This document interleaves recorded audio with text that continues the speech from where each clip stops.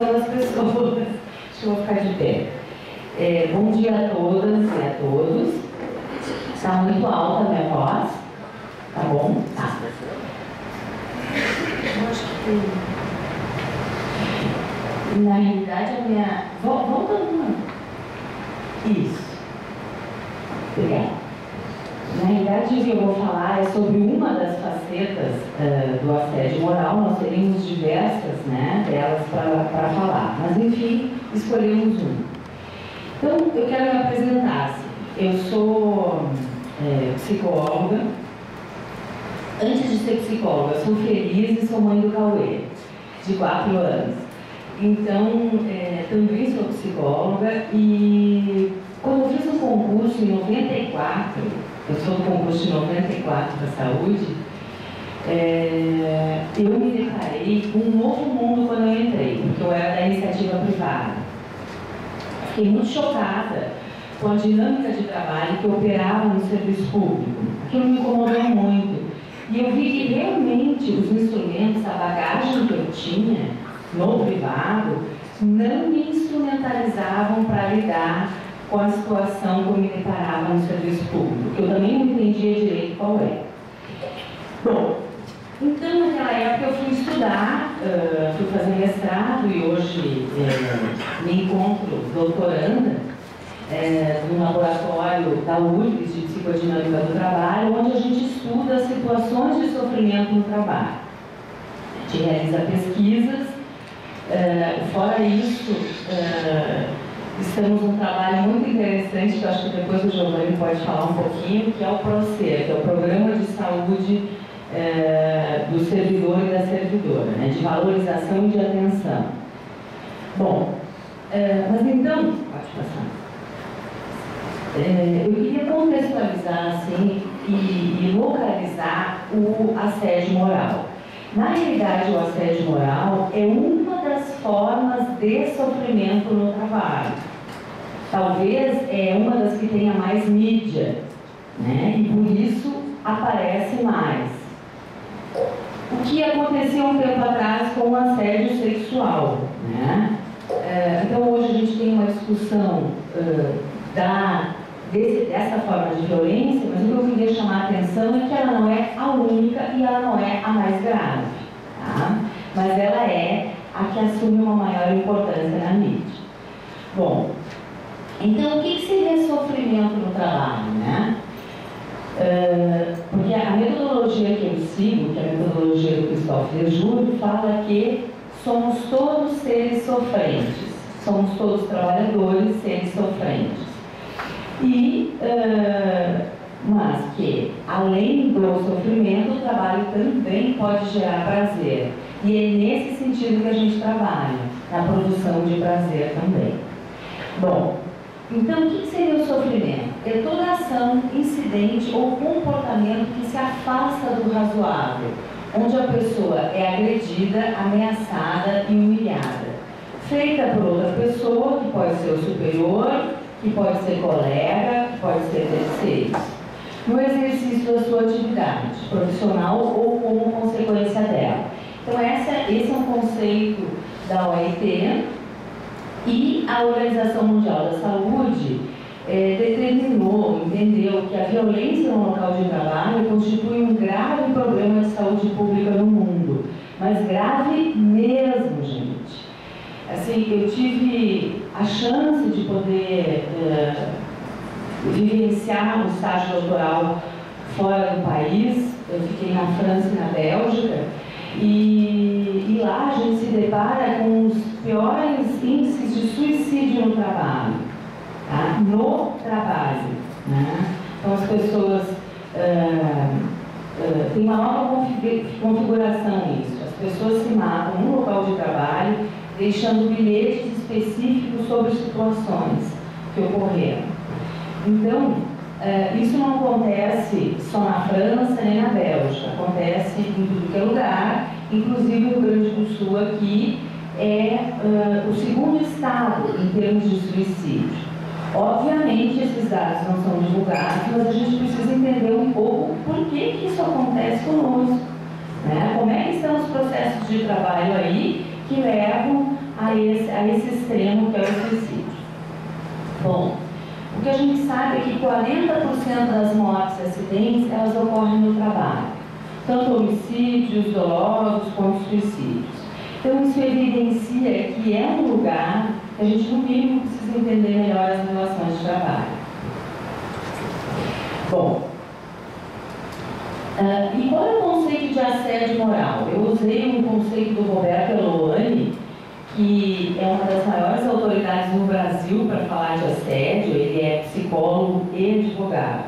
Então, ele conceitua assédio como um conjunto de medidas abusivas de caráter frequente, e isso é uma das características que coloca ele como assédio, que caracteriza como assédio. É a periodicidade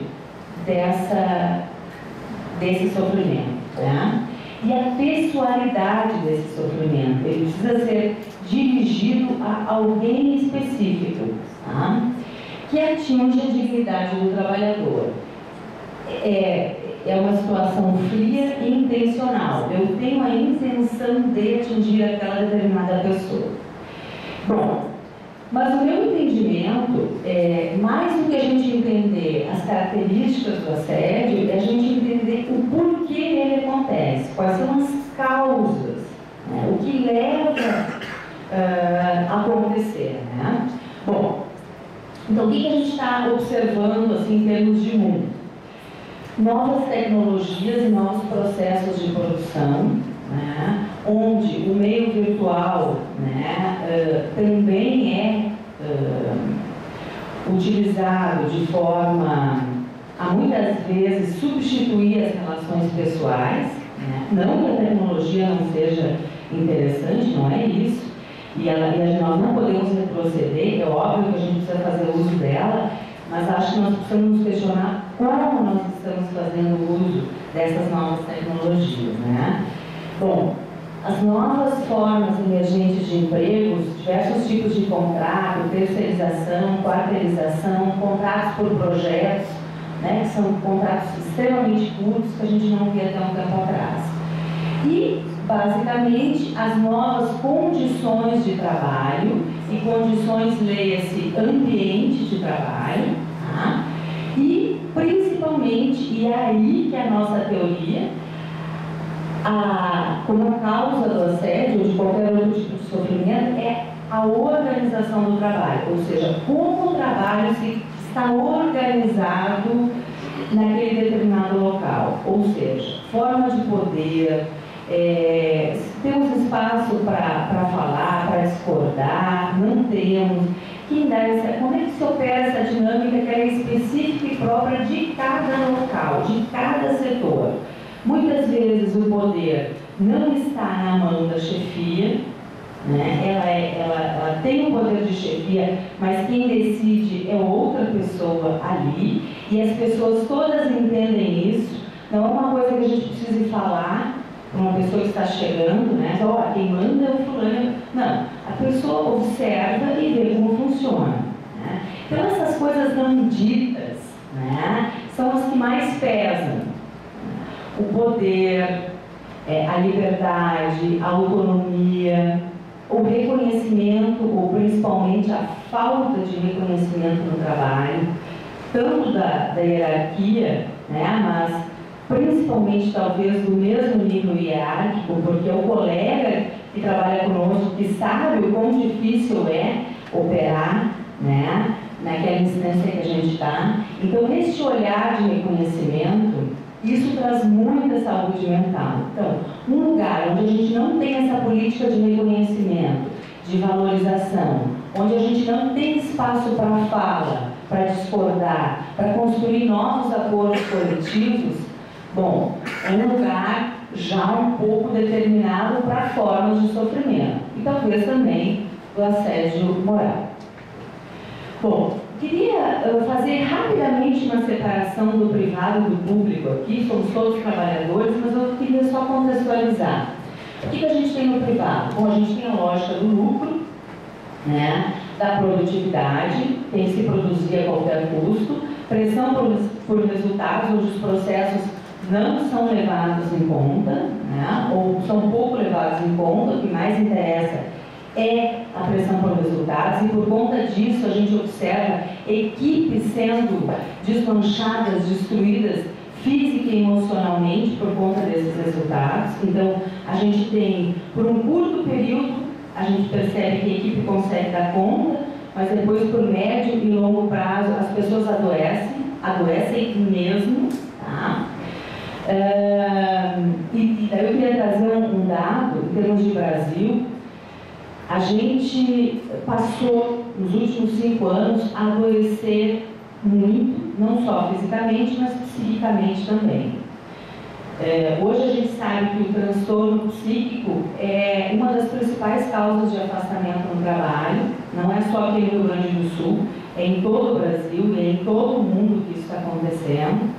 Na nossa Secretaria de Saúde, nós temos esse dado como segunda causa de afastamento. Na Secretaria da Educação, a gente sabe que é a primeira causa de afastamento. Então, isso transita entre primeira e segunda causa. Isso é grave, gravíssimo, onera os cofres do Estado. Então, é um problema que estoura lá e volta. É um problema de todos nós, por isso é um problema de saúde pública. Voltando para a questão do privado aqui, o que a gente tem? Uma diversidade de atividades. Hoje não importa a gente exercer só o nosso conhecimento técnico, a gente precisa ser bom em tudo. A gente precisa ser administrador, a gente precisa ser psicólogo, a gente precisa ser assistente social, a gente precisa ser tudo, né? Acumular uma série de funções que antes a gente não precisava, agora a gente precisa para poder, então, exercer um trabalho de acordo com o que esperam da gente. O trabalho virtual, que tomou uma dimensão muito grande, o problema não é o próprio instrumento, mas é o uso que a gente faz dele, porque muitas vezes a gente manda um e-mail, uma intranet, para o colega que está sentado do nosso lado, na mesa ao lado. A gente não fala com a pessoa, a gente manda e-mail, enfim, torpedo, seja qual for a forma de comunicação. E isso vai trazer repercussões para a nossa saúde mental, isso vai agravar a nossa saúde mental. A competitividade, né, que também está presa na pressão por resultados, onde um quer ser melhor do que o outro, né, um quer aparecer mais do que o outro. E daí eu trago como exemplo a Foxconn, que é uma empresa líder mundial na fabricação de eletrônicos, que produz celulares, portas, iPads, e-books, etc. Né? O que acontece? Só um exemplo da linha de produção deles, onde a maioria são mulheres, e nos 15 minutos que elas têm, elas não vão no banheiro, elas não comem, elas preferem dormir, porque elas trabalham até a exaustão. E se elas não descansarem, elas vão desmaiar na própria linha de produção. Então, e esses são os fornecedores para as grandes empresas. Então, nós também alimentamos essa indústria. Pode passar. Eu quero mostrar para vocês o que essa empresa fez para lidar com a onda de suicídios, que foi assim que eles denominaram, em 2010 e 2011. As pessoas passaram a se matar dentro da empresa. É uma empresa que tem alojamentos, então as pessoas não aguentavam o ritmo de trabalho e se atiravam dos prédios. Então, o que eles fizeram? Eles solicitaram que as pessoas, lá está em mandarim, mas a gente fez a tradução, que em caso de lesões produzidas por causas não acidentais, incluindo suicídio, automutilação, acordam que a empresa agiu corretamente, de acordo com leis e regulamentos, e que não irão processar a empresa. Não irão perguntar. Fazer exigências excessivas, tomar medidas drásticas que poderiam prejudicar a reputação da empresa ou causar problemas que possam afetar adversamente as operações normais. Então, as pessoas precisavam assinar essa cláusula anti-suicídio. Pode passar. E daí, a empresa também tomou uma medida extremamente preventiva e elogiável, que foi colocar redes de proteção, né? Então, a gente não permite que as pessoas caiam, né? A gente coloca as redes. E daí, como as pessoas são muito criativas, elas foram lá e começaram a cortar as redes em alguns lugares, né? Para mostrar os furos das nossas redes. Ok, pode passar. Bom, se isso, assim, esse sofrimento é tão explícito no privado, muitas vezes no público ele tem uma outra conotação, ele se apresenta de uma forma, às vezes, um pouco mais sutil. Como é que se dá?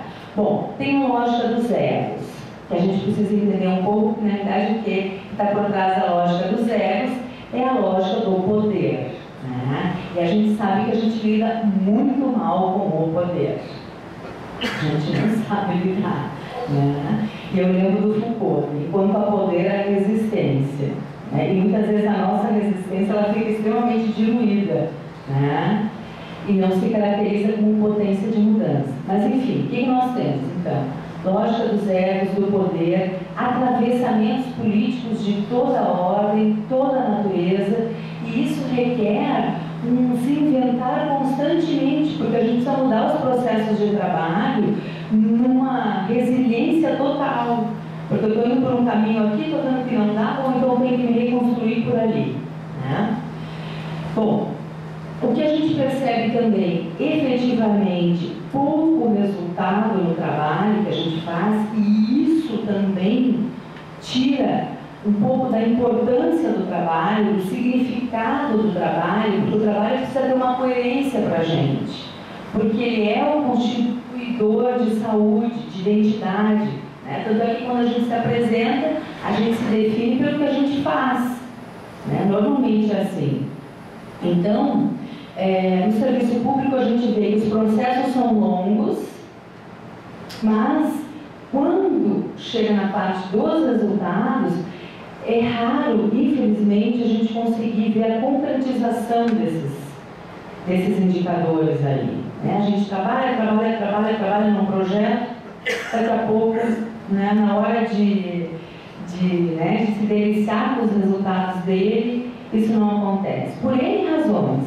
Mas o que eu quero dizer é que, pelo fato de nós não termos, de nós não visualizarmos a concretude do nosso trabalho, os resultados desse trabalho, a gente cai, né, na síndrome do trabalho vazio, né, que é uma síndrome que a gente discutia nos anos 80, que era do trabalho doméstico. Né? A mulher lavava a louça, daí estava com a pia limpa, chegava o marido e o filho, pegavam lá os copos, e já, cadê o resultado do meu trabalho? Né? Não tem mais, isso é muito frágil. Que é o trabalho dos bancários, né? Porque começam zerados, os caixas, né? E precisam terminar zerados também. Então, efetivamente, a gente não consegue medir o resultado do nosso trabalho. Obviamente que o trabalho também tem essa nuance, né? Às vezes não é fácil a gente ter essa concretude. Mas o que eu quero dizer é que quanto mais distante isso for da gente, quanto menos a gente conseguir ter o resultado próximo, mais prejudicial vai ser a nossa saúde mental.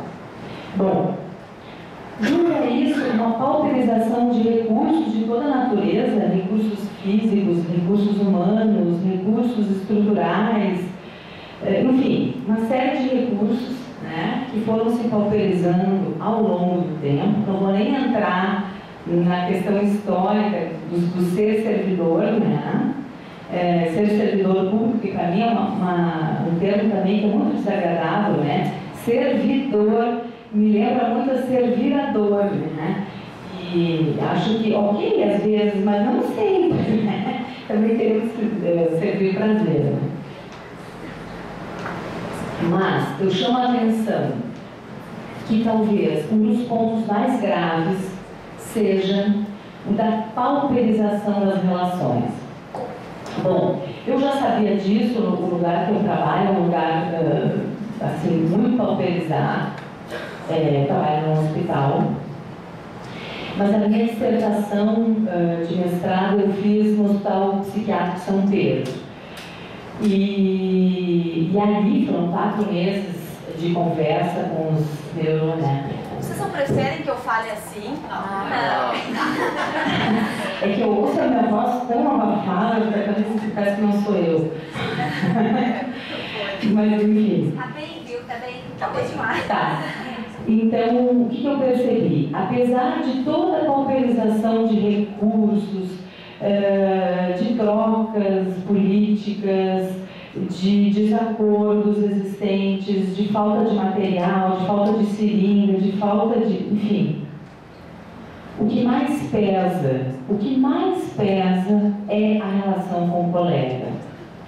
Então isso mostra que a gente se trata muito mal. Eu acho que talvez a primeira questão que a gente tem que fazer, por que é que a gente se trata tão mal? Porque muitas vezes a gente opera numa dinâmica que, nossa, muitas vezes a gente nem se reconhece. No que eu estou fazendo a mesma coisa? Tá fazendo a mesma coisa. Como se a estrutura daquela instituição te capturasse. Então, assim, ou tu está dentro ou tu está fora. Ou tu opera nessa dinâmica aí, ou então, literalmente, tu fica isolado. Daí tu não aguenta, vai embora. Então, o que eu quero dizer com isso, assim? É que, é claro que o sofrimento... sofrimento está ligado a uma série de questões, né? Eu não quero também minimizar nenhuma delas. Mas o que eu quero dizer é que talvez isso pese tanto que a gente nem tem essa dimensão. E daí eu lembro de uma fala que eu vou trazer aqui, que no hospital a gente tem residência multidisciplinar. E formamos uma enfermeira que depois da residência passou no concurso para os Médicos Sem Fronteira. E sempre que ela pode, ela vem ao Brasil, ela vai, né, no hospital que eu trabalho e faz uma fala também sobre o trabalho dela. Toda a equipe fica orgulhosa, né, voltou a casa, enfim. E numa dessas conversas eu perguntei para ela onde ela estava indo, como é que era o ambiente de trabalho dela. Ela disse, não é muito fácil, assim, porque a gente vai para frentes de guerra. Eu pensei, nossa, mas que desprendimento, né? Assim, ir para frente de guerra. Ela disse, depois que eu trabalhei aqui, eu estou preparada para tudo. E eu fiquei chocada, eu já sabia, mas eu fiquei chocada com aquilo, né? Quando a gente ouve. Eu disse, mas que isso? Você está me dizendo que aqui é pior que frente de guerra? Tô. Sabe por quê?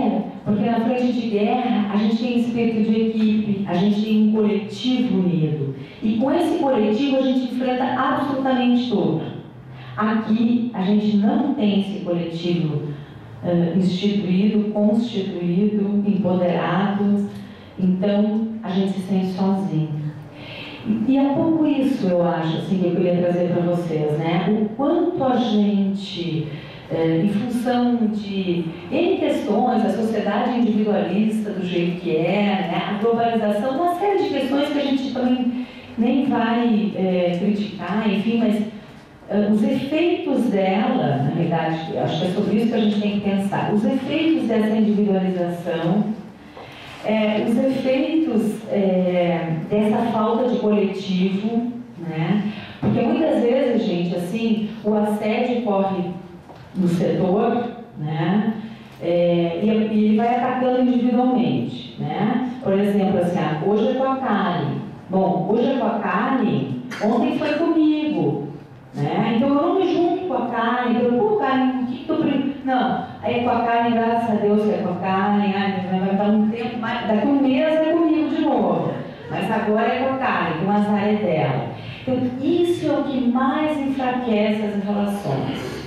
Não há cooperação. Se houvesse, seria muito diferente. Muito diferente. Então, acho que nós temos que nos perguntar por que é que a gente não se constitui, o que está faltando para a gente se constituir como um coletivo mais potente. Porque um coletivo mais potente não permite, ele se importa.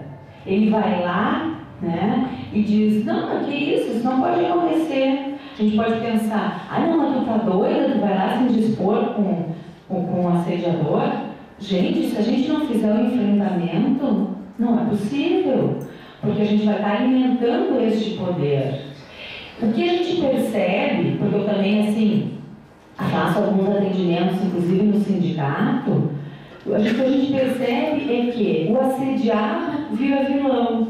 Ele precisa, inclusive, sair da instituição, porque ele fica tão marcado como o louco, né? E tantos outros adjetivos pejorativos que a gente encontra, né? Que, bom, o que acontece? Ele perde a rede que sustentava.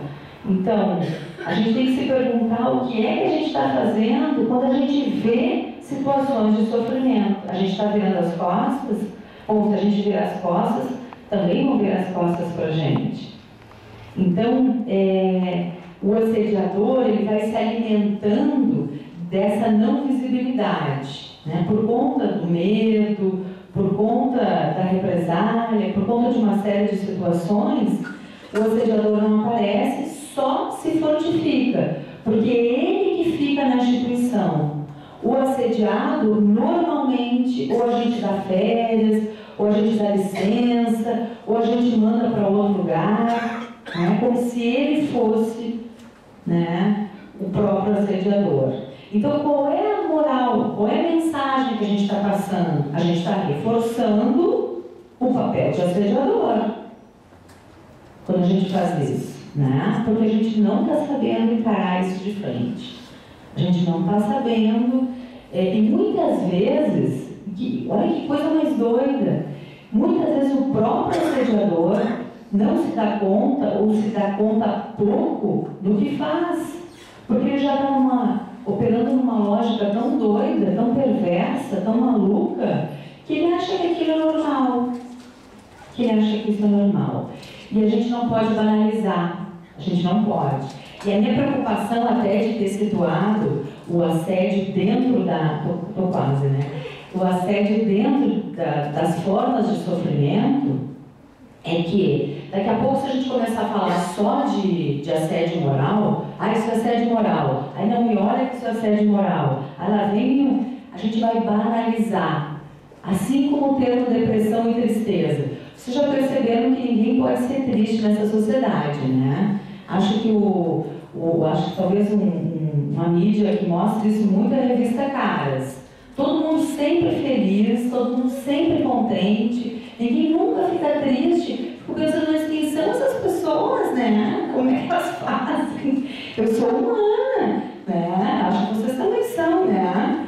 A gente é repleto de emoções, boas, ruins, isso faz parte da vida da gente. Então, ficar triste faz parte dos processos da vida. Ficar deprimido, não, é diferente, porque daí já virou patológico.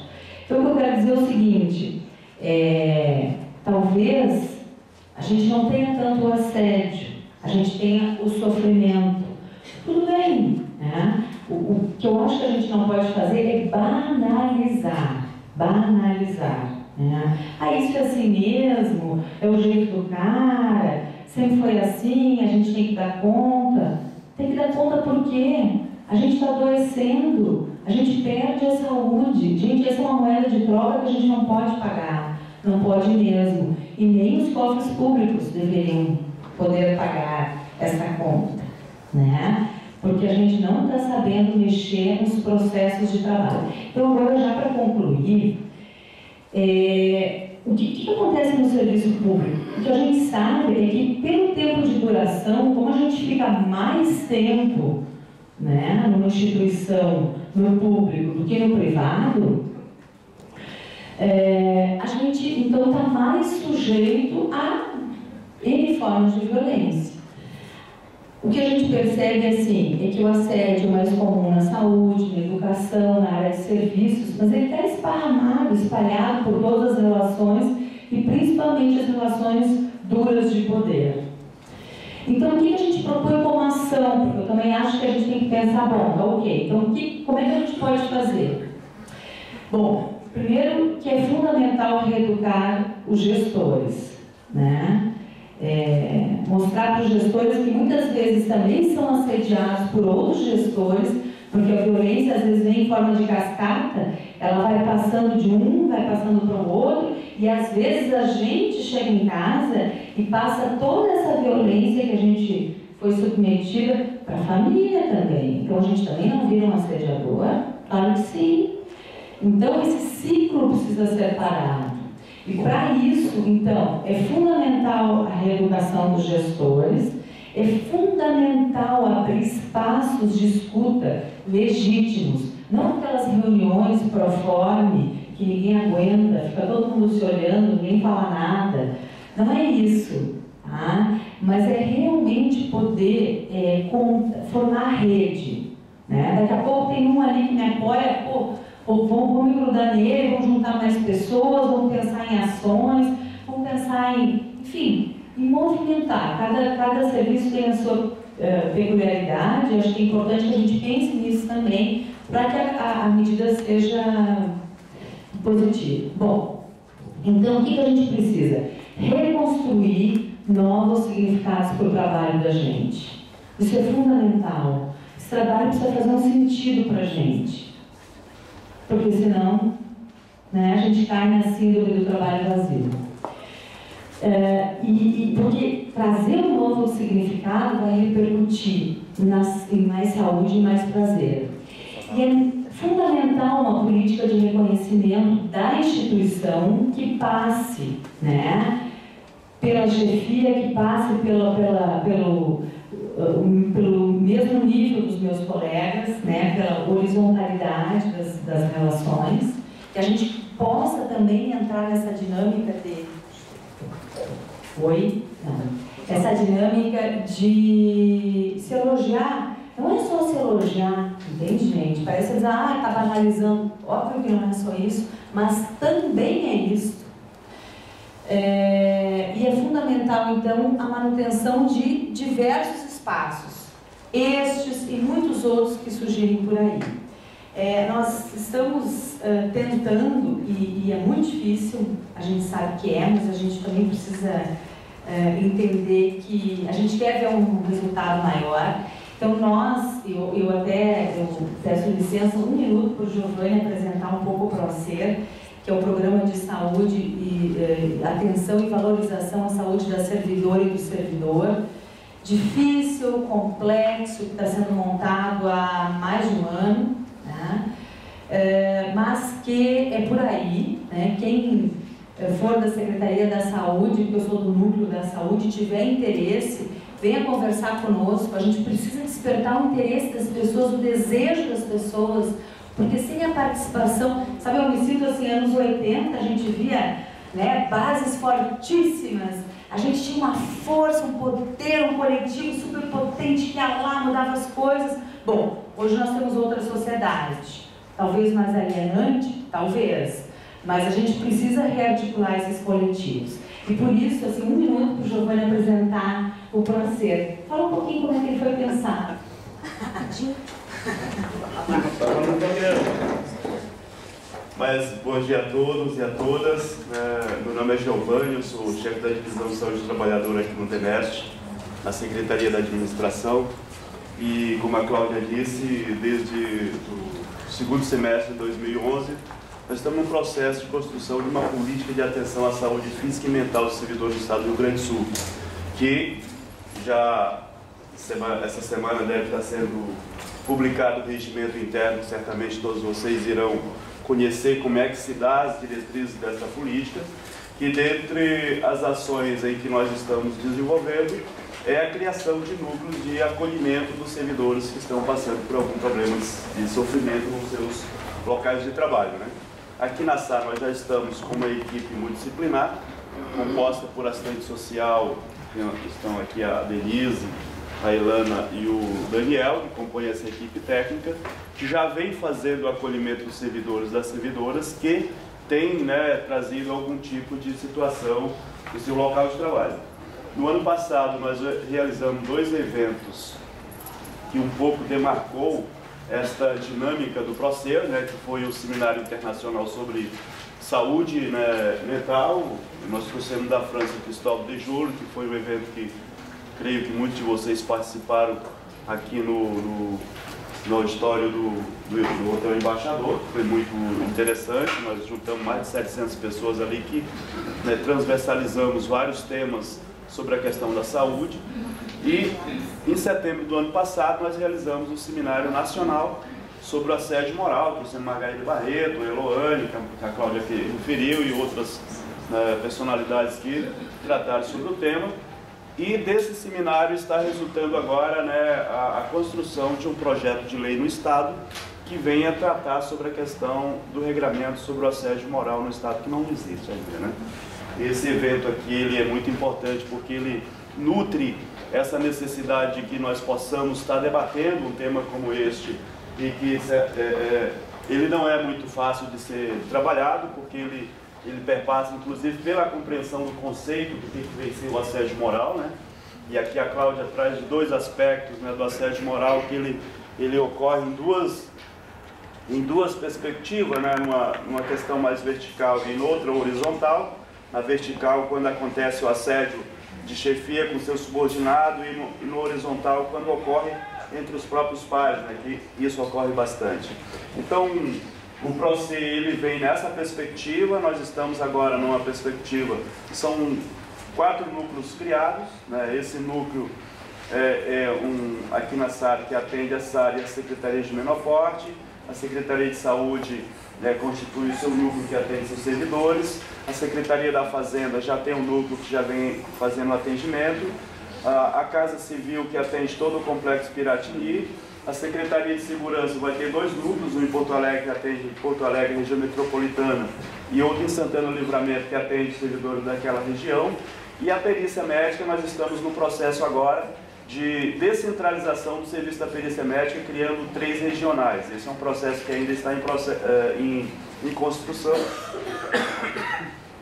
mas a ideia é que tenha uma regional em Pelotas, Santa Maria, Passo Fundo, e outra em Porto Alegre, que possa também ter núcleo de atendimento, né?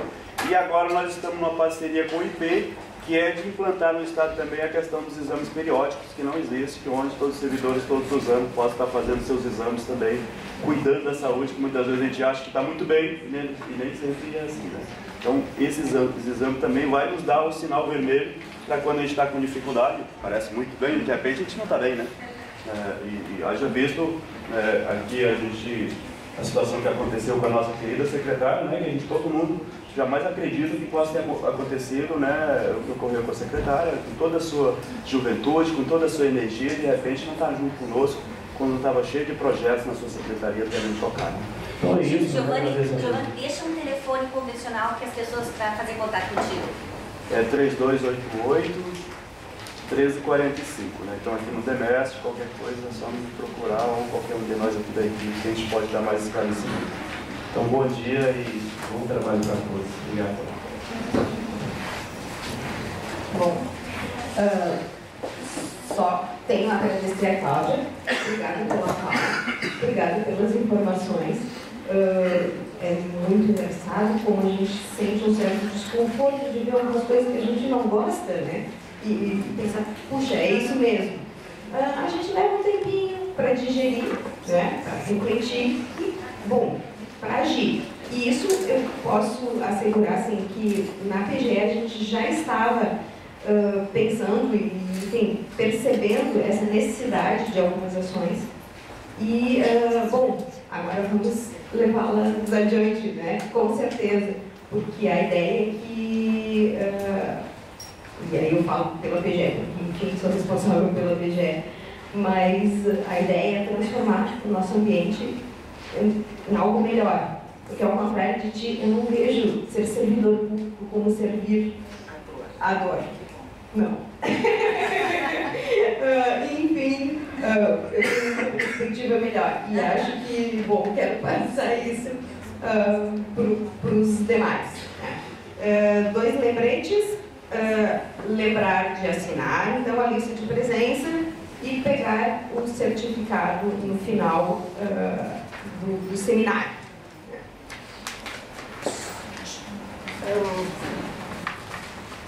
O nosso próximo tema é violência contra a mulher, que é a escuta lilás. E aqui eu queria fazer o registro que me parece que a melhor homenagem que a gente possa fazer para a Márcia é seguir com os projetos dela, né? Que afinal de contas ela acreditava muito nisso. E acho que a gente deve seguir assim, com as lutas dela da mesma forma como ela tratava, assim, porque ela era uma pessoa envolvida, ela acreditava muito, muito em que ela fazia. E este projeto, né, da Escuta Lilás era um qual que está sendo desenvolvido em conjunto ali, Secretaria das Mulheres, que pode fazer diferença, né? Então, ao contrário do que a gente, assim, claro, nós devemos sentir a luta, sentir a dor, passar o luto, mas a melhor forma que a gente tem é porque ela viveu intensamente, né? E trabalhando muito nessa área, assim, ela realmente acreditava. Então, eu convido vocês a fazer essa homenagem seguindo, né? Seguindo com o que ela acreditava, né? Então, quem vai falar para nós nesse segundo momento é Yara Stockman, coordenador do Centro de Referência da Mulher, Vânia Araújo Machado, da Secretaria de Política para as Mulheres.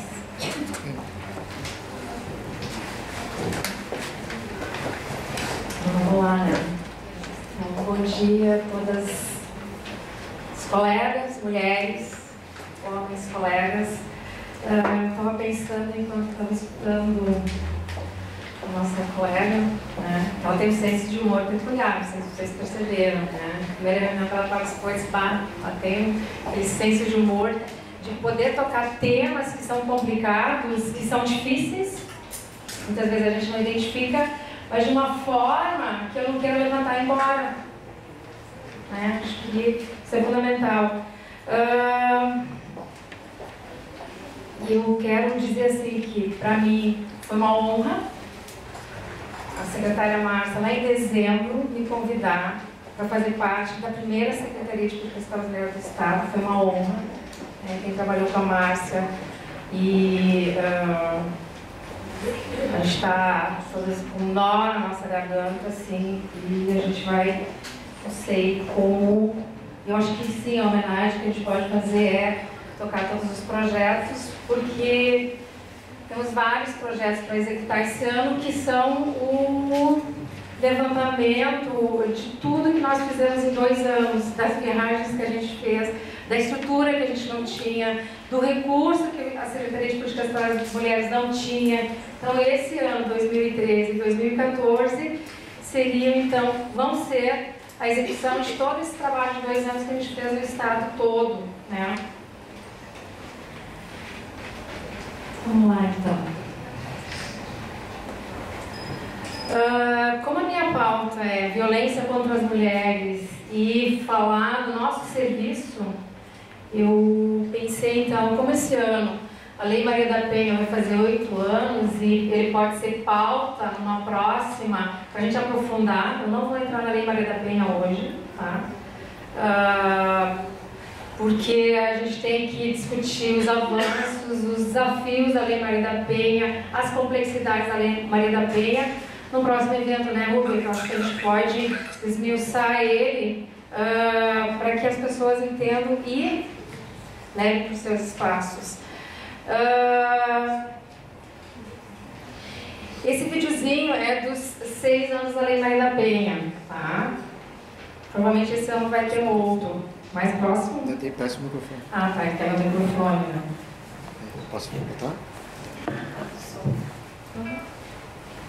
A Lei Maria da Penha completa 6 anos, mas mesmo assim, a mulher é agredida a cada 5 minutos no Brasil. Por ano, mais de 4.000 são assassinadas. A cada 3 pessoas atendidas no SUS em casos de violência doméstica, 2 são mulheres. É preciso dar um basta. Com compromisso e atitude, juntos podemos mudar essa história.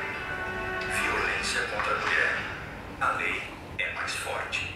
Governo Federal.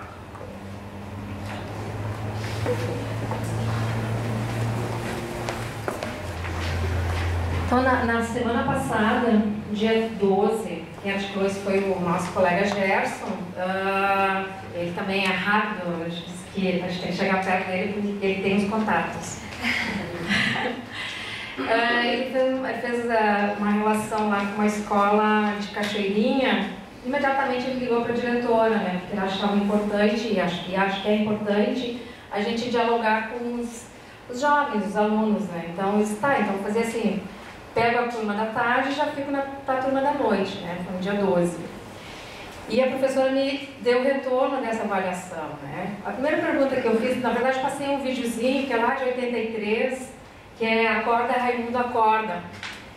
Não sei quem já assistiu, porque ele coloca o homem no papel da mulher enquanto se perpassa todas as violências que uma mulher sofre.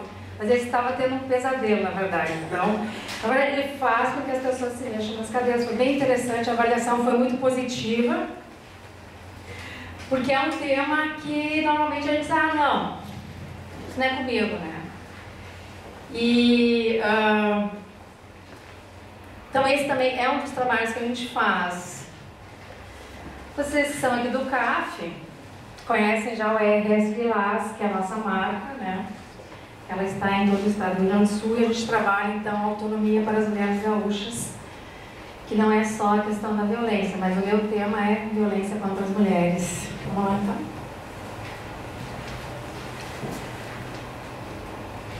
Por que política para as mulheres?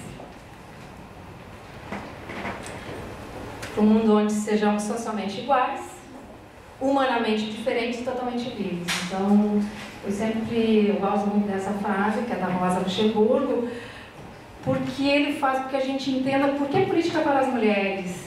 Né? Não é espaço lá, ok, toma chá, café, né, Marília? Mas é para que tenham políticas públicas para as mulheres no Brasil, no Rio Grande do Sul. Né? Pode falar. E nada cai do céu para as mulheres, né? Então foi um compromisso que o governador assumiu com as mulheres gaúchas. Então, no dia 1º de janeiro, foi criada a primeira Secretaria de Políticas para as Mulheres. E em maio, o Estado do Rio Grande do Sul assinou o Pacto Nacional pelo Enfrentamento à Violência contra as Mulheres, que era o único Estado que não tinha assinado esse pacto com o governo brasileiro. Então, nesses 4 anos, o Estado do Rio Grande do Sul deixou de receber recursos para ter mais delegacias, centros de referência, políticas de prevenção, de promoção e de enfrentamento à violência contra as mulheres. Pode passar? O que eu coloquei para a gente, porque eu vou entrar na questão que a gente escuta muito, isso é uma violência de gênero, né? Então, dá uma pincelada ali, né? Sexo e gênero não é a mesma coisa. A palavra sexo define as características físicas, anatômicas e biológicas de cada indivíduo. Gênero define as características, papéis atribuídos culturalmente aos homens e às mulheres. Daqui a pouco eu vou ficar vermelhinha porque eu estou na menopausa, né? Então, eu tenho dito porque nós mulheres, é um tabu a gente dizer que a gente está na menopausa, porque é o momento que a mulher é desvalorizada e não é, na verdade, né? É uma fase da nossa vida. Pode passar? Então, as diferenças. Natureza é diferente de cultura, homem é diferente de mulher, diferença é diferente de desigualdade, sexo é diferente de gênero, igualdade é diferente de equidade. Pode passar. A construção cultural, né? Tem uma propaganda que saiu do ar faz um pouco tempo, que era da Fevale, não sei quem se lembra. Eram 2 cérebros. O cérebro masculino era azul e o cérebro das meninas era rosa, né? Então, isso a gente está discutindo ainda, foi em 2010, hoje não está mais no ar, mas as cores não devem definir, né? Ou o menino usar rosa, ou uma menina usar azul. Os quartos ainda se fazem dos bebês, né? Rosinha e azulzinho. As cores é uma forma também da gente discutir. Eu era uma pessoa que não usava rosa, eu tinha preconceito. Mulher feminista usa rosa. Então, tem coisas que a gente tem que discutir que normalmente a gente não discute. Então, são valores que são passados para a gente, né? Dos nossos pais. O machismo não é uma questão exclusiva dos homens, né? A gente fala do machismo, normalmente nós mulheres a gente olha para os homens que estão do lado, porque a gente acha que é uma questão masculina, e não é. Né? Todos nós, da sociedade, somos machistas. E a gente tem que estar sempre se policiando, né? São valores que a gente aprende, né? Uma das perguntas que eu fiz para os alunos na escola em Caxirinha, para todos eles, né? Quem naquela turma, tinha uma turma que tinha 120 alunos, quem acreditava que tem algumas mulheres que gostam de apanhar? Eles levantaram as mãos. Acho que em 2013. Não, as gurias, a maioria foram gurias. Não, tem algumas que realmente gostam de apanhar. Eu conheço uma. E não é assim, né? É isso, por isso que eu estou aqui para a gente desconstruir isso. Nenhuma mulher gosta de apanhar. Vamos lá? Então, violência. São violação dos direitos humanos, é um problema de saúde pública, um problema de segurança pública, né? A gente pode ir avançando, não é só uma questão de saúde pública. Afeta a integridade física da pessoa, o estado psíquico e emocional das pessoas. Pode passar? Então, como é que a gente exerce a violência? Acho que foi interessante anterior a gente falar sobre assédio, né? Porque a gente também exerce, muitas vezes a gente nem percebe nos espaços que a gente está, né? As relações entre as pessoas são desiguais em casa, no trabalho. Uma pessoa, um grupo de pessoas exerce poder sobre a outra pessoa, né?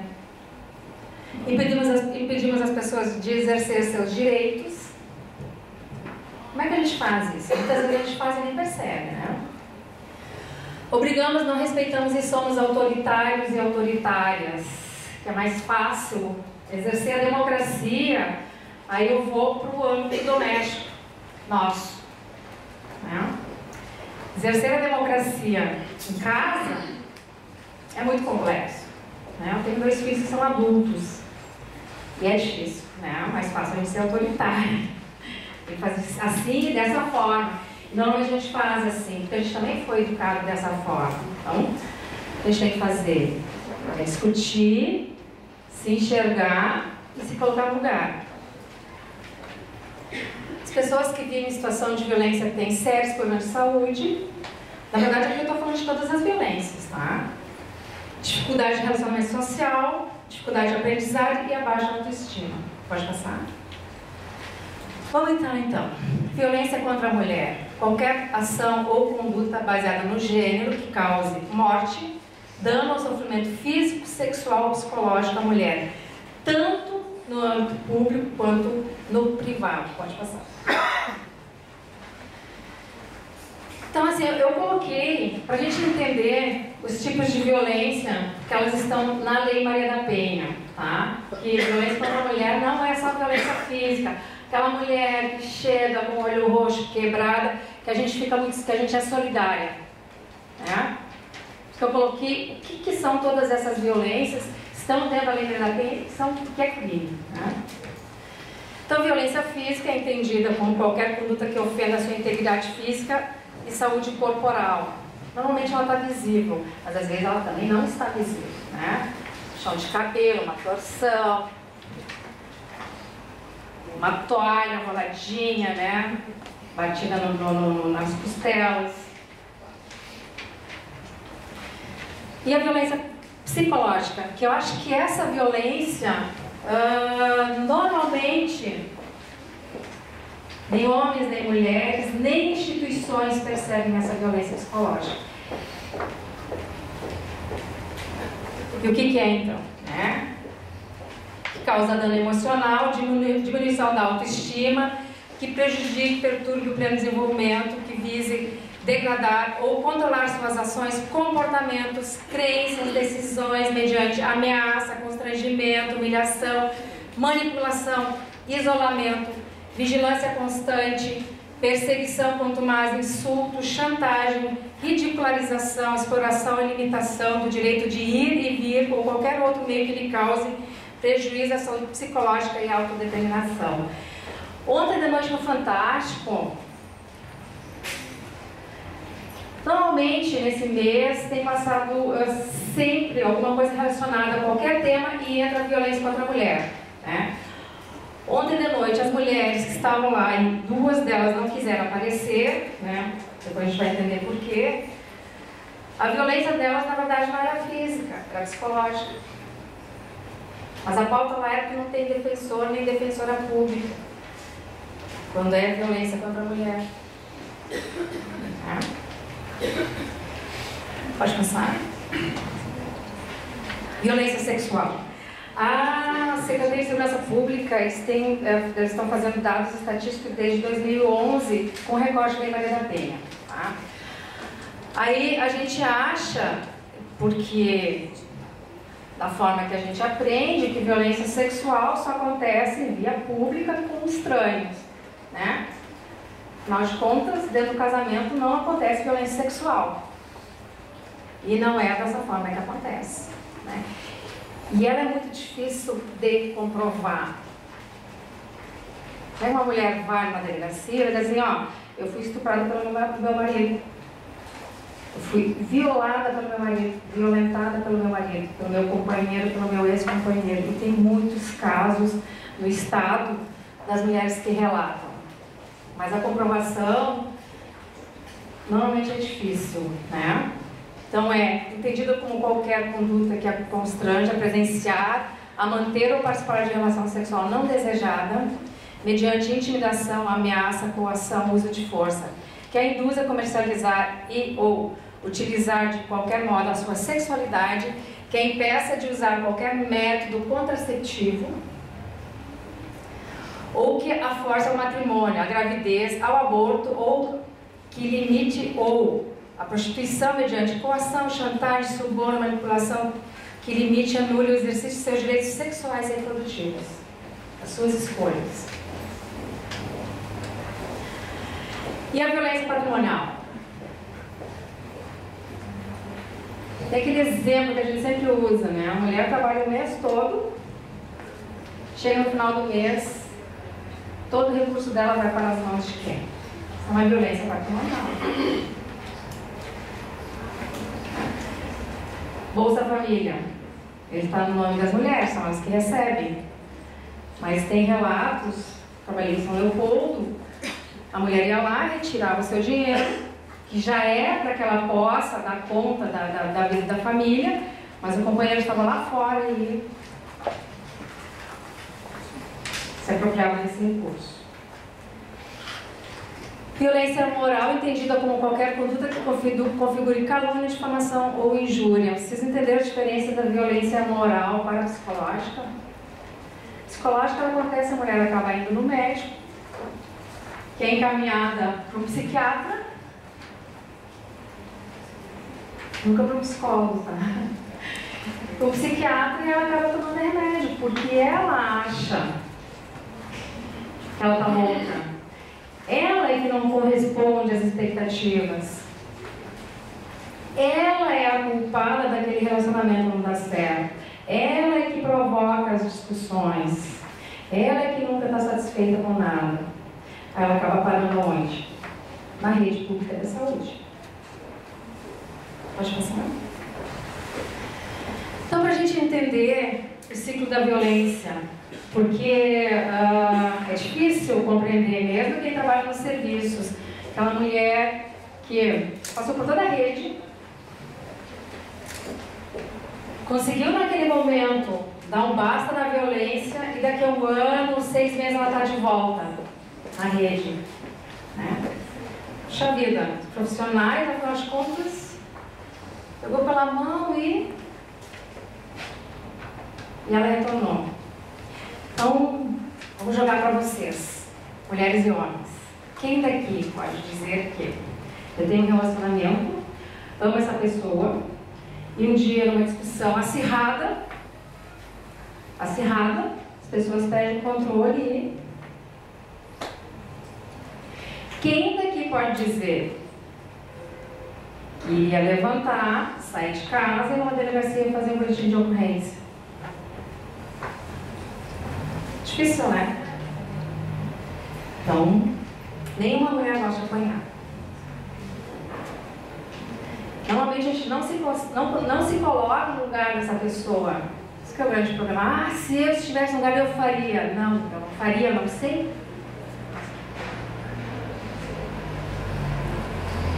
E o ciclo da violência é esse, né? Ele começa pela tensão, são os insultos, as agressões morais, violência psicológica, e parte para agressão, para ameaça. Aí eu digo assim, eu vou lá na delegacia fazer uma ocorrência, até vou, faço, crio coragem, volto para casa, tá aquele meu companheiro, pai dos meus filhos, ou não, uma pessoa que eu tenho um relacionamento há muito tempo, meu namorado, digo assim, nunca mais eu vou fazer isso, se ajoelha aos seus pés, isso não vai se repetir. A gente não acredita? Por isso que a violência doméstica contra a mulher, ela é diferente daquela violência que ocorre na rua. Se eu estou na rua, um homem me agride, imediatamente eu vou na delegacia e o processo e quero que seja condenado. Agora, é das minhas relações. Por isso tem esse vai e volta. Por isso que muitas mulheres são mortas no Rio Grande do Sul. No ano passado, 91 mulheres foram mortas na violência doméstica e familiar. 91 no estado do Rio Grande do Sul. Pode passar? Então, por que elas permanecem numa relação violenta? Tem a história da família. Quando eu vivo numa família que a relação é violenta, minha mãe apanha, meu pai bate, e tem todo aquele ciclo que eu falei, eu também tenho essa história, ok? Isso não quer dizer que todas as relações vão ser assim, mas os estudos têm demonstrado nos nossos atendimentos que sim, é fato que muitas mulheres que vivenciaram violência doméstica, elas reproduzem quando elas têm seus relacionamentos. A situação emocional, né, autoestima, falta de recursos sociais e familiares. Daí a gente diz assim, não, mas tem aquelas mulheres, isso tem também. Tem aquelas mulheres que têm recurso, têm estudo, tem um carro, tem um belíssimo apartamento, por que ela se separa? Ela sem vergonha mesmo, ela gosta. A gente escuta isso sempre. Mas eu não estou no lugar dela, de novo. Não estou no lugar dela. E a baixa autoestima. Uma mulher, quando ela chega no centro de referência, até a postura dela, muitas vezes, é de submissão. E o empoderamento, e ela saber que ela tem direitos, ela muda a postura dela. Né? Só que esse processo, ele não é 2, 3 acolhimentos, ele não é mágico, por tudo que eu já falei até agora. Pode passar? Então, a cada 5 minutos uma mulher é agredida em seu próprio lar. Aumentou 1 minutinho, antes era 4 minutos. Vamos fazer a conta ali? 1 em cada 5 brasileiras declarou espontaneamente ter sofrido algum tipo de violência por parte de algum homem, marido, ex, namorado, ex ou parceiro. Quantas nós estamos aqui? Cada 5, algum tipo de violência, aqueles todos que eu enumerei antes. Pode passar? Então, os mitos são sempre interessantes. A gente está fazendo uma pasta lá no centro de referência, que são as pérolas. A gente escuta dos acolhimentos que as mulheres têm em vários serviços da rede, porque a gente vai devolver isso depois, porque é importante. Né? Quando eu chego na rede da saúde, como é que eu sou atendida? Quando eu chego numa delegacia, como é que eu sou atendida? Alguma coisa que tu fez. Ou eu estou quebrada na rede da saúde, vou te dar um remedinho e não para fazer essa escuta da violência que ela sofre. Eu trato a feridinha que é aquela física, né? Então, em briga de marido e mulher, ninguém mete a colher. Eu acho que a gente está desconstruindo isso é interessante, é importante, né? Saber que se eu estou escutando lá no meu prédio, a mulher apanhando, o que eu faço? Eu fico quieto, eu ligo para 190. 190 não veio, eu insisto e ligo para 190. No outro dia, se o 190, se a Brigada Militar não foi lá, eu denuncio para a ouvidoria da segurança pública. São essas coisas que a gente tem que fazer, né? Eu não sei por que bato, mas ela sabe por que apanha. Essa é tradicionalíssima, né? Tu riu, né? Ele bate porque ela provoca. Eu bati nela porque ela me provocou. Então ela tem que... Ele não sabia o que estava fazendo porque estava bêbado. Que interessante, né? Não bateu, foi lá, sentou no bar, sentou com os amigos, tomou cerveja, whisky, bebida alcoólica. Mas ele não agrediu e não bateu nenhum deles. Foi para casa e... né? Então é por quê? Porque a gente aprende que tudo aquilo, briga de marido e mulher, não mete a colher, né? Eu escutei isso quando eu era pequena, quando eu era menina. Tem mulher que gosta de apanhar, ela provoca, né? Eu bebi, cada um carrega a sua cruz. Ruim com ele, pior sem ele. Tenho certeza que algumas aqui já escutaram isso. Ruim com ele, pior sem ele. Minha filha, pensa bem, tu vai fazer da tua vida. E você tem que pensar nas crianças. Sim, as mulheres pensam nas crianças. Elas pensam nas crianças. Vamos imaginar uma situação. Eu crio coragem, eu vou no centro de referência, vou na delegacia, eu passo por todo aquele processo, aquela rota. Ok. Minha família me acolhe. Volto eu lá, saio da minha casa com os meus filhos. Daqui uma semana, e crianças e filhos são barulhentos, têm as necessidades. Aí começa aquela questão, tu tem que dar um jeito. Né? Como é que tu vai fazer? Como é que a gente vai fazer? O que eu penso? Volto para minha casa, continuo apanhando, mas os meus filhos têm o espaço deles. Né? E as mulheres dizem assim, ele não é um bom marido, mas ele é um ótimo pai. Daí a gente tem que questionar, o que é ser um ótimo pai? Né? Ele bate na frente dos nossos filhos, mas ele é um bom pai, por quê? Porque ele bota a comida na mesa e tem um teto. Isso é ser um bom pai? Essas coisas a gente tem que questionar. Vamos então para a nossa tarefa. Eu não sei se vocês viram, eu trouxe uns cartazes e deixei ele fora. Estão em todos os corredores, né? Na página, quando abre na internet, também estava, ou ainda está, eu não sei. Ainda está, o Escuta Lilás. Quando vocês abrem o computador de vocês, no desktop, não está o Escuta Lilás.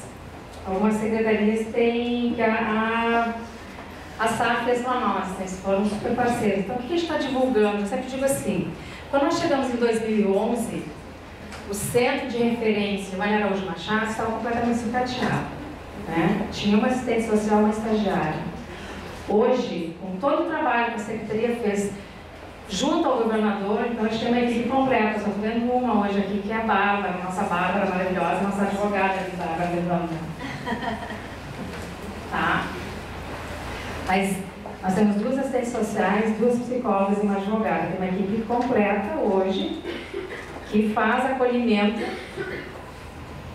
orienta as mulheres, a gente encaminha e acompanha as mulheres do estado do Rio Grande do Sul. De que forma?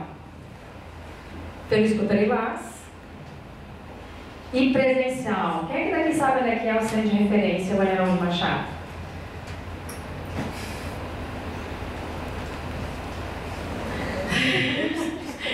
É um serviço da Secretaria de Políticas para as Mulheres, né? Só atravessar, deixa eu ver onde é que eu estou. Olha lá. Nos fundos, dá para entrar nos fundos da Igreja dos Povos Pobres e do lado ali, naquela rua do Ibama. Miguel Teixeira, 86. Cidade Baixa, mas é pertinho daqui. Então, assim, atendimento presencial e pela escuta. Tá? A gente tem recebido ligações, a gente fez um levantamento, eu não trouxe hoje aqui, de praticamente metade do estado do Rio Grande do Sul, de mulheres que nos acionam, de vários estados do Brasil. Né? Resolvemos um caso, né, Bárbara, de cárcere privado no mês passado, via denúncia do estado de São Paulo. E a mulher estava aqui em Porto Alegre. Então a equipe foi fantástica, né? Ela estava em cárcere privado, que também a gente tem que rediscutir o que é cárcere privado, quando a gente fala das mulheres que ficam presas, mas não é aquela coisa da algemada e a porta trancada, né? E as meninas, mulheres do tráfico, que a gente está acolhendo elas também, as que vieram do Pará, então o centro de referência, o Escuta Lilás está acolhendo elas, está fazendo a relação no município, né? O que é cárcere privado? Se alguém me diz assim, gurias, você não pode ir lá para o centro porque vocês vão ser assaltadas, esse município é muito violento. Aí 2 ou 3 se aventuram e vão, claro, que uma delas vai ser assaltada, é óbvio, porque isso tudo está planejado. Aí, eu nunca mais saio daquele espaço que eu estou, porque tenho medo de ser assaltada e ser morta. Isso não é cárcere privado? Mas a porta não está trancada. Então, é muito difícil enquadrar, né, juridicamente essa nova forma do cárcere privado. Que essa mulher estava aqui em Porto Alegre, ela tinha acesso à rua porque ela estava procurando emprego. Foi dessa forma que a gente conseguiu fazer contato com ela. Ela tinha um celular. A gente conseguiu fazer contato pelo celular dela e ela tinha um bebê de 4 meses. Tu pode ir lá para levar teu currículo, fazer entrevista, mas se não voltar em meia hora, tu vai ver só o que eu vou fazer contigo e com a criança. Isso é cárcere privado. Então assim, o nosso serviço está à disposição. A gente tem recebido também ligações referentes a assédio moral e assédio sexual. Tá? A gente faz esse trabalho, porque a gente retoma isso. Tem as gurias, as psicólogas, e depois a gente faz estudo de caso para ver qual vai ser a nossa ação. Tá? Porque é grave. A gente não discutiu hoje aqui a questão do assédio sexual, porque ele está muito próximo ali ao assédio moral e normalmente não tem credibilidade. Pode passar? Eu só tenho mais aqui 5 minutinhos. Isso. Então, bem rápido. O que fazer em caso de violência, que nem eu falei, ligar para 190. A gente tem orientado as promotoras legais populares, não adianta a gente gritar por socorro, porque se eu estou apanhando, ninguém vai me acudir. Grita por fogo. Aí todo mundo, né, a nossa generosidade faz com que a gente vá lá e queira acolher essa mulher, salvar aquelas vidas humanas, né? O 180, ele é o número da Secretaria Nacional, é uma central de atendimento que ele é um DISC, denúncia, que também acolhe denúncias do nosso estado, do estado brasileiro, dos serviços quando a gente é mal atendido. Então ele também é uma forma de fazer denúncia, não é para destruir, né? Se eu vou numa delegacia, eu sou mal atendida, vai no nosso centro de referência, eu sou mal atendida, liga para o 180. Liga para o 180. É uma forma da gente fazer a nossa autoanálise, né? Pode passar? Pode passar? Procurar centros de referência. No estado do Rio Grande do Sul, Porto Alegre, tem um centro de referência municipal que foi criado no ano passado. Tá? No Rio Grande do Sul, dos 497 municípios, hoje existem somente 21 centros de referência de atendimento à mulher. A maioria fica na região metropolitana. 16 delegacias de atendimento à mulher e 12 casas-abrigo. Então, são equipamentos mínimos pelo número de violência que tem no estado do Rio Grande do Sul, né? Então, é uma rede que ela tem que ser ampliada, tem que capacitar os profissionais que estão na ponta, né? Porque daí a gente está fazendo a prevenção. Que a gente pensa, quando a mulher vai lá para a delegacia. Mas eu não tenho certeza se eu quero fazer um boletim de ocorrência. Nós fizemos uma visita no ano passado no município da região litoral. Eu vou falar do entendimento desse profissional da área da saúde. Né? Nesse município tem centro de referência que é compartilhado com um CAPS. E chegou essa mulher na rede da saúde em cima de uma maca. E o enfermeiro escutou essa mulher. Ele disse assim, mas ela não é casa para nós aqui, ela lá para o centro de referência. Ligou para a coordenadora do centro de referência, que acolheram ela e botaram metas. E ela era vítima de violência doméstica, cima de uma maca. Né? Na nossa próxima consulta, ela vai vir numa cadeira de rodas. Na próxima, ela vai vir de muletas. Depois de um ano, essa mulher saiu da rede da saúde. A mulher que está trabalhando. Então, através de um equipamento que faz atendimento às mulheres. Daí eu perguntei para a coordenadora, esse retorno vocês deram para o gestor público? Não. Por isso que eu trabalho também é invisível. Né? Trabalho, mas não tem essa visibilidade das mulheres que acabam saindo da situação de violência, que se encontram, quando bem acolhidas, bem encaminhadas no centro de referência. Pode passar? Então, é importante a gente não julgar, porque eu não estou no lugar dessa pessoa, escutar e apoiar as mulheres. Repassar as informações que a gente tem quando a gente participa de palestras, oficinas, seminários, para outras pessoas. Eu posso não estar, não estou, mas eu sei de alguém que está. Como é que eu faço? A gente deixou vários materiais ali no meu prédio. Bota um flyerzinho desses na caixinha de correio dessa pessoa.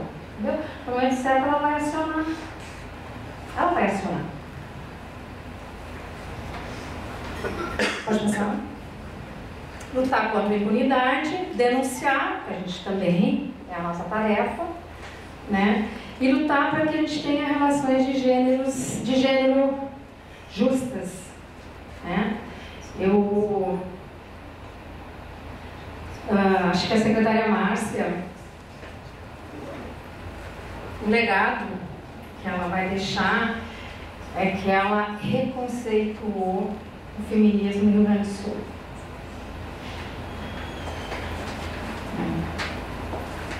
Quando a gente fala a palavra feminismo, dá eu não sou feminista. Muitas mulheres não se... A secretária Márcia redefiniu, reconceituou o que é ser feminista. É lutar para que a gente tenha relações justas, né? Se eu trabalho na mesma profissão, tenho a mesma carga horária de trabalho, por que eu recebo 30% menos? Tem que continuar sendo estatístico. Né? Pode passar? Então, a Lei Maria da Penha, acho que é uma pauta que a gente tem que aprofundar no próximo evento. Pode passar? A gente se enxerga ali, hoje ainda, né, em 2013, que a gente faz muitas coisas. A gente trabalha o dia inteiro, vai para a faculdade, chega em casa, tem os filhos, tem que organizar a casa, então a gente é muito isso. Então, romper a construção histórica da subalternidade do feminino necessita demonstração da esterilidade do sexo, a gente tem que conhecer a história, né? E nem sempre foi assim, então a gente pode sim ter relações igualitárias democráticas entre mulheres e homens. Como eu sou feminista, eu sempre coloco mulheres e homens, né? Ali eu não coloquei, mas... E os homens colocam homens e mulheres. Uma das coisas interessantes é que a gente tem escutado, há alguns anos a gente não escutava, né, em qualquer espaço, bom dia a todos e a todas. A gente tem escutado isso e pode parecer que não faz diferença, mas faz muita diferença a gente se sentir incluída nas falas, né? Porque eu sempre digo assim, eu não sou todos, eu sou todas, né? E pode parecer que é uma coisinha assim tão mínima, mas ela trabalha com a questão da autoestima das mulheres, né? Pode passar? Então, entre denuncie. Se tem alguma mulher que não quer, a gente pode passar o telefone dela, pergunta para ela se ela gostaria, a gente faz a busca ativa, a gente liga para essa mulher, tá? A gente acompanha essa mulher. O centro de referência, o Escuta Lilás, ele não é uma delegacia, tá? É sempre a partir dela. É sempre a partir dela. Tá? Sempre a partir do desejo dela, do empoderamento dela. É uma construção para essa mulher. Entre o nosso site também, o meu e-mail, nós temos um e-mail que é Fale Conosco, que vocês podem deixar perguntas, sugestões, críticas. Eu gosto de estar preparado para receber críticas também, tá? Então eu quero agradecer, acho que a Beatriz, eu estava um dia na secretaria, a Denise disse assim para mim, tem uma pessoa lá da PGE que está te procurando. Eu disse, Denise, não, é para ser no mês de março. Eu disse, Denise, a gente está lotada no mês de março. E ela me deu o telefone da Beatriz, eu liguei para ela. Eu acho que se formou um grupo muito interessante, né, de discutir muitas pautas e que vão ter continuidade, né? E a gente perdeu o medo de assuntos que não vou tocar nesse assunto, eu não vou tocar nesse assunto, mas tem que tocar nesses assuntos, né? Porque é assim que a gente desconstrói as coisas que a gente aprendeu. Obrigada.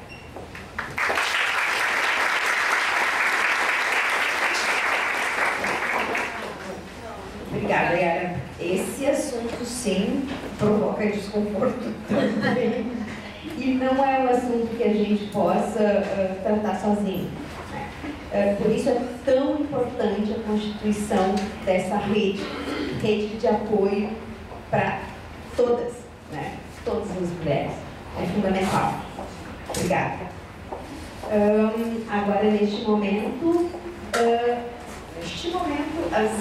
o pessoal da organização vão fazer a entrega de uma lembrancinha para as nossas duas palestrantes. Estava programado. Sempre é bom. Obrigada.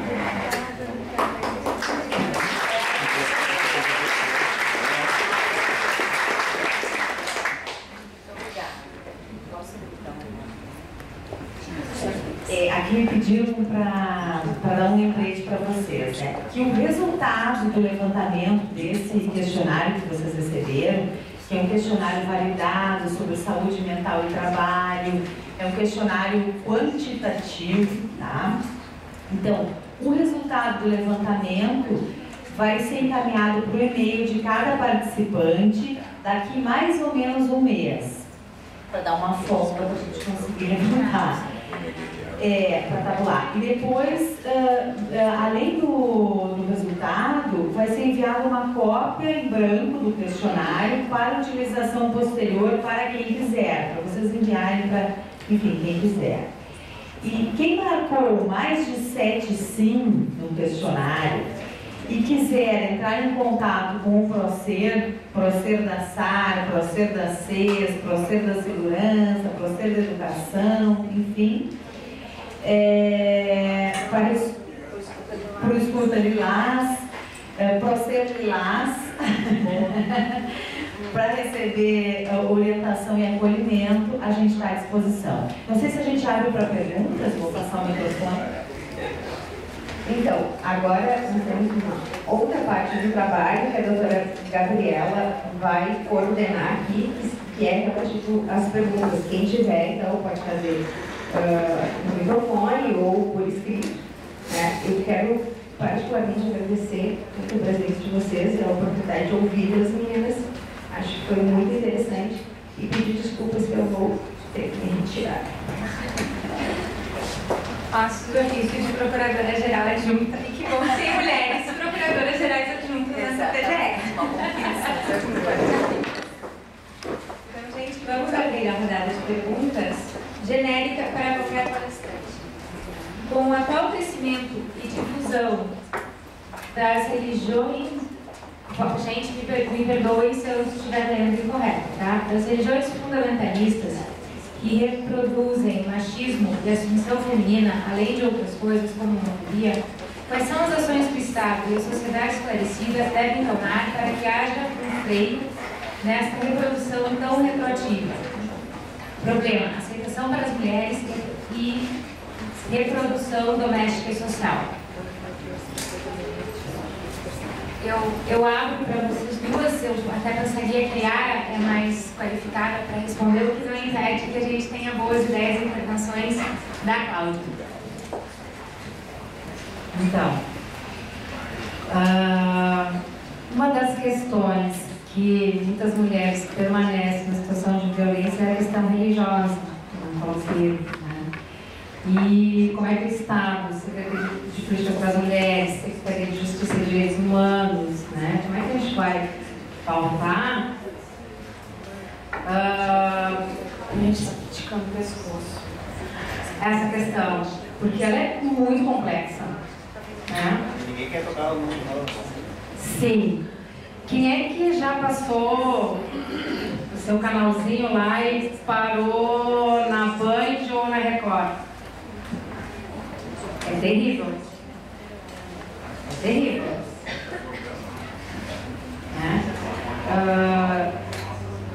É um tema que a Secretaria de Políticas para as Mulheres já está discutindo, né, que foram solicitadas, inclusive, pelas regiões pentecostais. A gente é sempre solicitada para fazer palestras.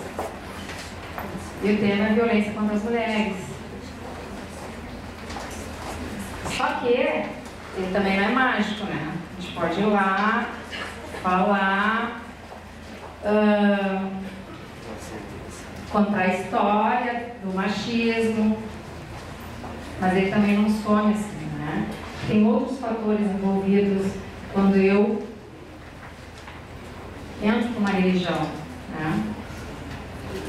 Não estou falando que uma é melhor que outra, né? Mas eu assisto, às vezes eu acordo e me boto assim, é uma violência o que acontece e as pessoas que estão ali, né? Porque é como se tudo cegasse e aquilo é uma lei para as pessoas, para os homens e para as mulheres, né? Algumas igrejas pentecostais estão fazendo esse trabalho com a Secretaria de Políticas para as Mulheres. Por quê? Porque tem outros, tem pessoas que entendem de uma forma diferente e não acham que tem que perpetuar a violência contra a mulher. Aí eu acho que a gente pode até fazer uma pesquisa futuramente para ver se isso é prejudicial porque a mulher fica torta, né? Ou porque é realmente um entendimento de que, e tem a Lei Maria da Penha, né? Independente de qual religião tu tá, violência contra a mulher é crime. Então acho que a Lei Maria da Penha veio para redefinir muitas coisas, conceituar muitas coisas, criar novas políticas para as mulheres. A Secretaria Nacional, a Secretaria Estadual, nós temos 2 anos e 2 meses, a gente vai rediscutir alguns equipamentos da forma que estão hoje, né? Então, eu acho que esse debate está em aberto, né? E também pode ser pautado no evento. Seria interessante que as mulheres que estão à frente nessas igrejas, as novas pentecostais, as católicas, as luteranas, estivessem presentes nessa discussão, porque a partir do que a gente escuta, a gente também pode pautar, né? Mas eu sempre fico chocada quando tu passa, que faz um en passant e tu coloca aí da forma que está sendo colocado nas mídias, né? Mas não vejo, talvez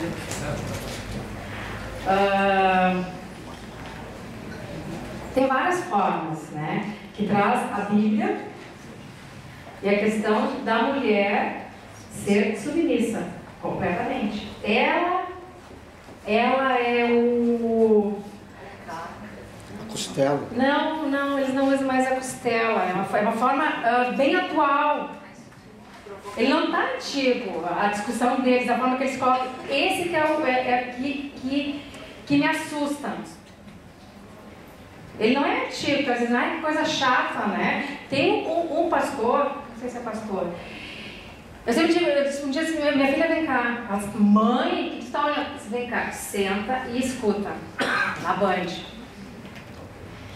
Ele tem o domínio da comunicação, ele é um comunicador, né? Ele analisa, porque o problema das pessoas, elas são similares, e joga que tu se sente incluído. E tu acha que a solução está ali, os teus problemas, esses problemas que ele jogou. E ele é ótimo. E tem uma outra, que é na Record, que pega todos os temas que são discutidos, inclusive nas novelas,